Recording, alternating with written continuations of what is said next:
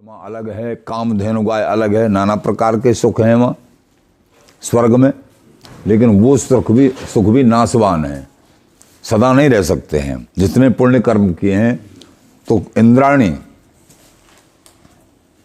आती हैं, सची उनका नाम है, वो जो है माला पहनाती हैं, तुम्हारा यहाँ स्वर्गलोक में स्वागत है राजयोग का।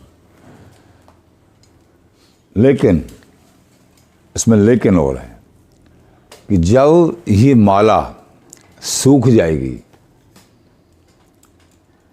तो तुमको यहाँ से विदा कर दिया जाएगा, मृत्यु मंडल पर फेंक दिया जाएगा। क्षीणे पुण्य मृत्युलोकम विशंति।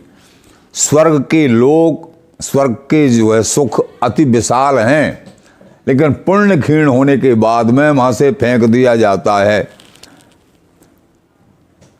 तो जो विज्ञ हैं, संत हैं, भक्त हैं, जो भक्तिमय जीवन को निर्वाह करने वाले हैं, रसिक जनों का संग है, वो फिर स्वर्ग के सुख को भी मृत्यु मंडल का जैसा नाशवान सुख ही स्वीकार करते हैं।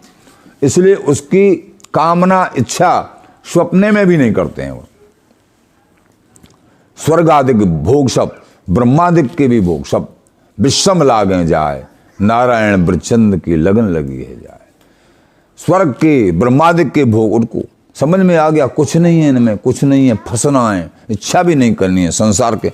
ऐसे प्रारब्ध के अनुसार जो संसार में भोग आए हैं उनको प्रारब्ध के अनुसार आए हैं।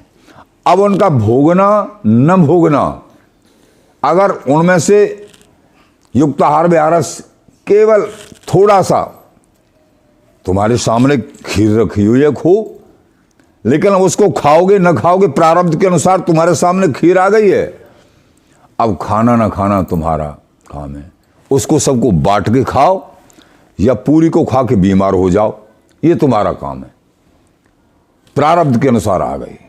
बांट के खाओगे तो बरकत, आप खाओगे तो हरकत, पूरा शरीर ही बेकार हो जाएगा, शुगर बन जाएगी, रोग बन जाएंगे, ज्यादा खाने से उल्टी भी हो जाएगी। उसको बांट दोगे भोग लगा के बिहार जी का तो तुमको प्रेमा भक्ति प्राप्त होगी। आप खाए सो हरकत और बांट के खाए सो बरकत। इसलिए संत महापुरुष बड़े सामान्य रूप में, बहुत आते हुए भी बहुत सामान्य अपने आप को ऐसे, चाहे वो ग्रस्त में रहते हो या व्रत रूप में रहते हैं, चाहे ग्रस्त में भजन बेचारी बेटियां करती हैं या कोई पुरुष रूप में करते हों, जिन्होंने सत्संग का सहारा लेकर इस तरीके का जीवन धारण किया है, एक एक पग को समझ के निकाला। तो वहां से इंद्राणी कहती हैं कि ये जो माला है जब सूख जाएगी तो वहां से तुमको हटा दिया जाएगा यहाँ से। अब बहुत तेरे सुख हैं, जो इच्छा करते हैं वही सारे सुख मौजूद होते हैं, लेकिन आखिरकार उस माला की तरफ देख के रोने लगता है, अरे ये माला पता नहीं कब सूख जाए। जब पुण्य कर्म पूरे हुए, लेकिन वो माला तो सूख जाती है, लेकिन ये माला शक्रदेव प्रपन्नो यस तवास्मि बदेरपि। भगवान कहते हैं एक बार जिसने ये कह दिया है हृदय से, संतों की शरणागति स्वीकार करके, वृंदावन का आश्रय, एक बार जीवन में जिन्होंने ये कह दिया है, हे बिहारी बिहारी स्वामी जी महाराज, आप मेरे, मैं आपका, आपकी शरण हूं, बस हो गया काम। एक बार भी जो ऐसे कह देगा ठाकुर उसको फिर छोड़ते नहीं है, निर्भय कर देते हैं, निर्भय पद प्रदान कर देते हैं। तो कैसी बात है। तो वहां ये माला जाप करने से महामाल ऐसा मिलेगा जो कभी समाप्त नहीं होता है, और वो माला पहनाई हुई सूख जाती है और यहां फेंक दिया जाता है मृत्यु मंडल में। ये बात है। इस माला का एक भी मन यहां पर श्री हरिदास नाम घुमाया, अजर अमर तत्व, पूर्ण प्रेम तत्व प्राप्त होगा, और वो क्षीण पुण्य मृत्युलोकम विशंति। संसार के भोग जैसे नश्वर हैं, ऐसे ही काफी समय वो भोग भोगे जाते हैं, फिर वो भी नश्वर ही हैं। इसलिए रिद्धि सिद्धि सुमेर कहा, सत सिंधु सुता ललचात न लीजे, इंद्र दरिद्री दूर बचों भूमिराज को भाज अकाद न कीजे। संचय धन धाम रमे बरबाम सकाम ले नाम न श्याम पसीजय, भजो हरिदास अनन्य उपास, श्री बिहारी बिहारिन के सुख जीजे। एकमात्र जीवन को बिहारी बिहारिन के सुख में, उनके भजन में, श्री हरिदास भजन में, अनन्य भाव में, वृंदावन वास में, एक ही आस में, उनकी दासता में हम दास। कौन के? स्वामी जी बिहारी जी के महाराज, सहज श्री भाव के उपासक। ये है। तो ये जीवन जिन्होंने धारण कर लिया, अजर अमर जीते जी, सो सब समान ये प्राणी, जिन हरि भक्त हृदय नहीं आनी। गोस्वामी जी कह रहे हैं वो डेड बॉडी है, मृतक शरीर है, जिसके हृदय में हरि की भक्ति नहीं आई, हरि का प्रेम नहीं आया, प्रभु का भजन नहीं करते हैं, चाहे कोई भी नाम जाप करते हो, राम नाम, कृष्ण नाम, राधा नाम, और जो वृंदावनी रसिकों का संग करके राधा नाम या श्री हरिदास नाम, उनका तो कहना ही क्या है, जाप करते हैं, वैसे कोई भी नाम जाप करते हों वो परम सुख देने वाले हैं। तो इस जीवन में भक्ति को ग्रहण नहीं किया, स्वामी जी बिहारी जी के चरणों में रति नहीं बनाई, तो शून्य है। तो शीतम भयम तमोपेति, साधून संसेवस्तथा। अभी बताया कि अग्निदेव का सहारा लेने से 3 आराम मिलते हैं। शीत चला जाता है, भय चला जाता है, और अंधकार भी खत्म हो जाता है। उसी प्रकार पाप रूपी शीत, पाप बनने की क्षमता भी खत्म हो जाती है। वो जो है वृत्तियां ही खत्म हो जाती हैं, मन ही नहीं करेगा पाप करने के लिए। वो मनोशक्ति जो पाप में लगी थी समाप्त, सत्संग के साधु संग से, गुरु संग से। शीतम भय और जन्म मरण रूपी भय, बार बार जन्मना, बार बार मरना, ये बहुत बड़ा भय। मृत्यु से सबको डर लगता है ना, लेकिन मरना पड़ेगा, कोई रोक नहीं सकता है। सबको पता है कि लोकम मरणम शरणम तदपि न मुच्यन्ति पाप आचरणम। प्रत्येक प्राणी को पता है, ये सबसे बड़ा आश्चर्य है कि प्रत्येक प्राणी को पता है कि हमको मरना है, मरना है। मरना है तो फिर पाप क्यों कर रहा है भाई? पाप यूं कर रहा है, उसको सत्संग नहीं मिला है, उसको पता ही नहीं है मैं कौन हूँ, मुझे क्या करना चाहिए, अंधेरे में चल रहा है। काम उपभोग परमाहितावत्ति निश्चिता, केवल जो है कार्य करना, उससे जो धन प्राप्त हुआ उसका जो दुरुपयोग उपभोग कर रहा है, अपना मान के मैं है? इस तरीके से दुर्दशा जीव की हो जाती है। तो शीतम भयम, इसलिए जन्म मरण रूपी जो भय, ये सबसे भयंकर भय, भयंकर भय। इससे बचने के लिए केवल और केवल हरि नाम है, श्री हरिदास नाम है। श्री हरिदास नाम नौका चढ़े, ये नौका है। उतर गए भव पारते, भवसागर से पार। और केवल भवसागर से पार नहीं, भवसागर से पार तो और भी उपायों से हो जाएंगे। तरह भवसागर शमदम, भगवत तरह मिले कहीं का बेगम कोविद बेगम। भवसागर से पार होना तो सरल है, लेकिन हरि नहीं मिलते हैं, और ये पूर्ण प्रेम को नहीं मिलता है।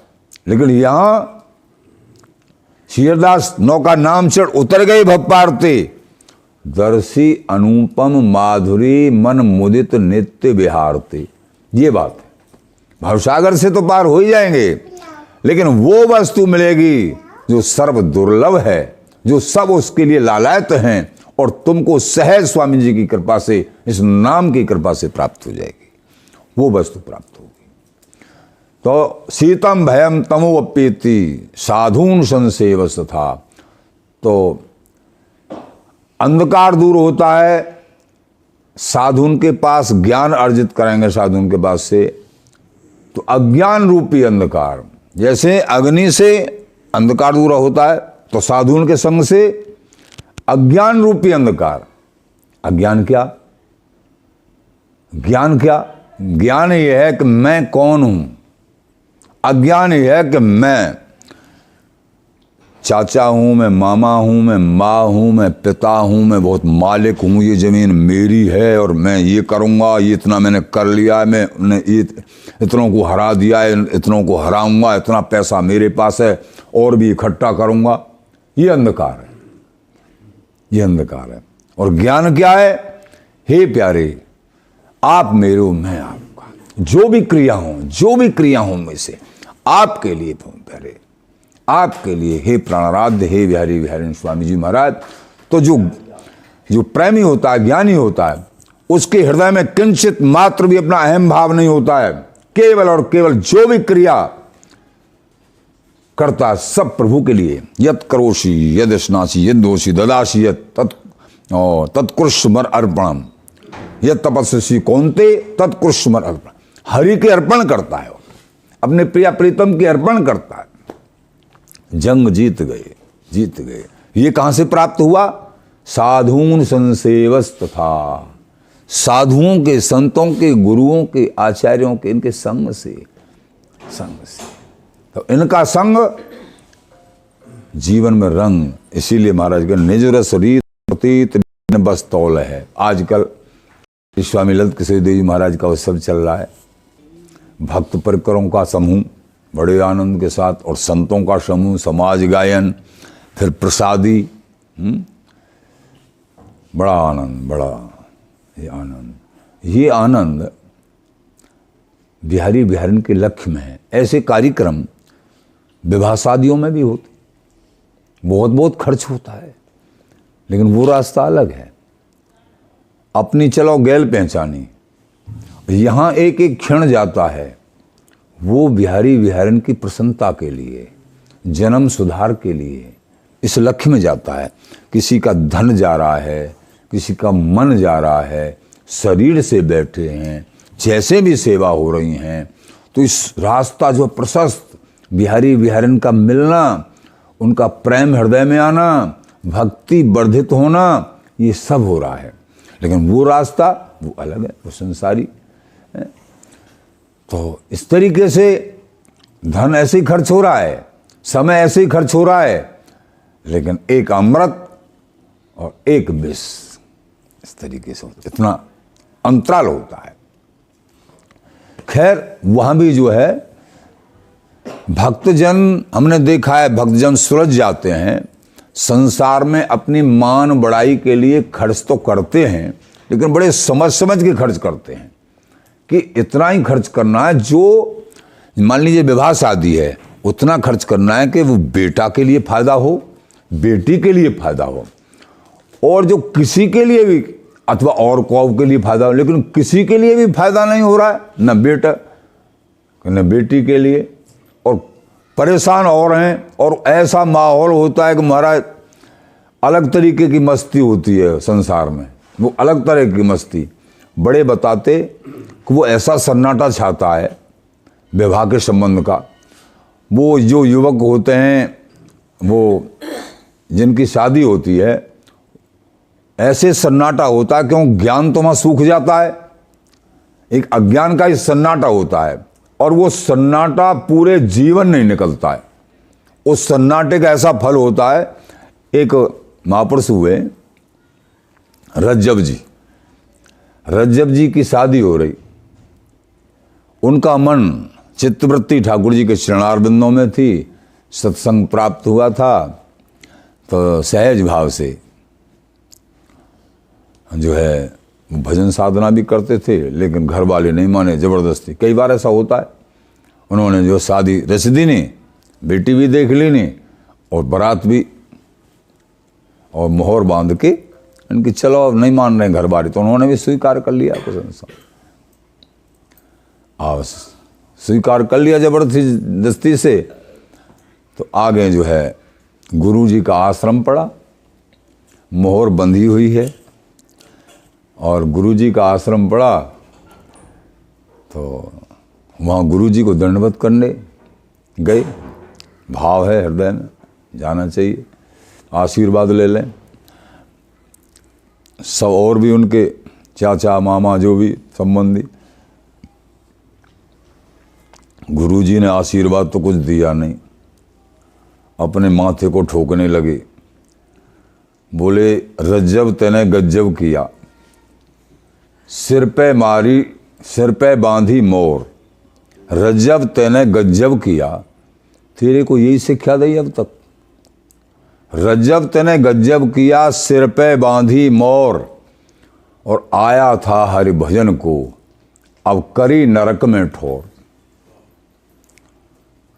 अब वो रज्जब जी के चुभ गई, ज्यादा तो नहीं कहा, सारे में कहा, और बड़े दुखी हो रहे हैं।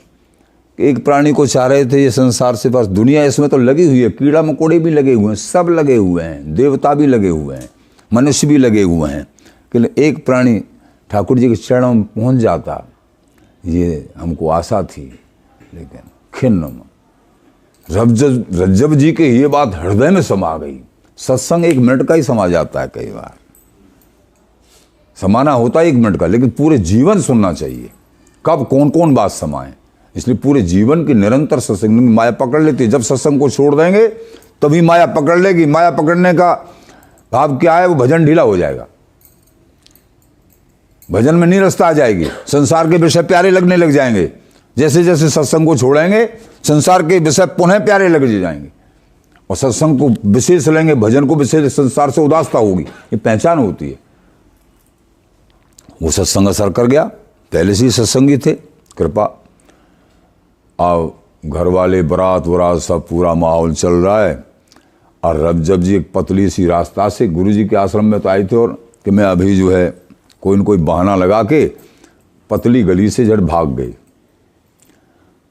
मोहर बंधी हुई है, और वह मोहर बंधाई से ही ठाकुर जी का भजन शुरू कर दिया, कहीं एकांत में जाके। जैसे ही अब वही संप्रदाय चल गई, वो तो सिद्ध महापुरुष हो गए, सब ढूंढते डोले, बाद में मिल गए जो भी। वही संप्रदाय भी है एक रज्जब जी की, उनकी संप्रदाय मोहर बांधते हैं और भी जो है। तो ऐसा है, जिनको विवेक हो गया, जिनको ज्ञान हो गया, संसार में गृहस्थ में रह के भी भजन होता है। ये नहीं बड़ी बड़ी माता बहनें रानी भी भजन करती हैं, सब जिनको विवेक हो जाता है। वो श्री ललित किशोर देव जी महाराज कहते हैं, जाको बनते घर भलो, हरि कथा साध संजोग।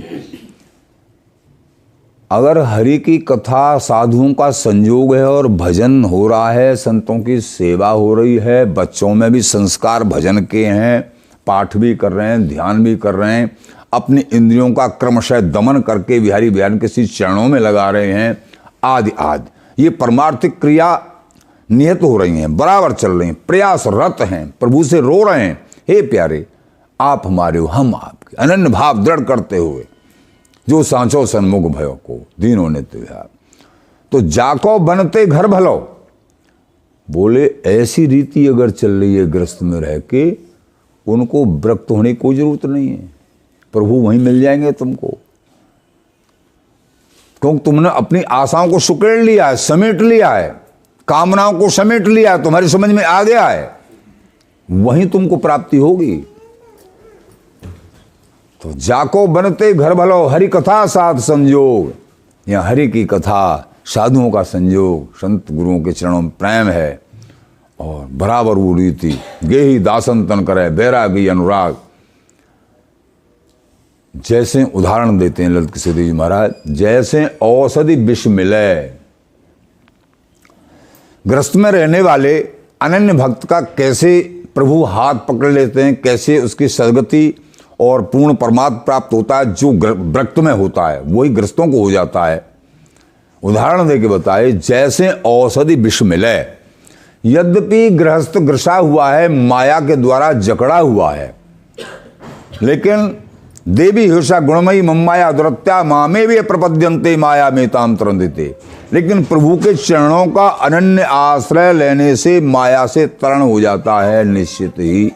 तो गृहस्थ में रहते हुए अनन्य आश्रय, भजन, साधना सब जैसे व्रतों की चलती है, उनके बीच में रहते हुए चल रहा है, जीत गए जंग।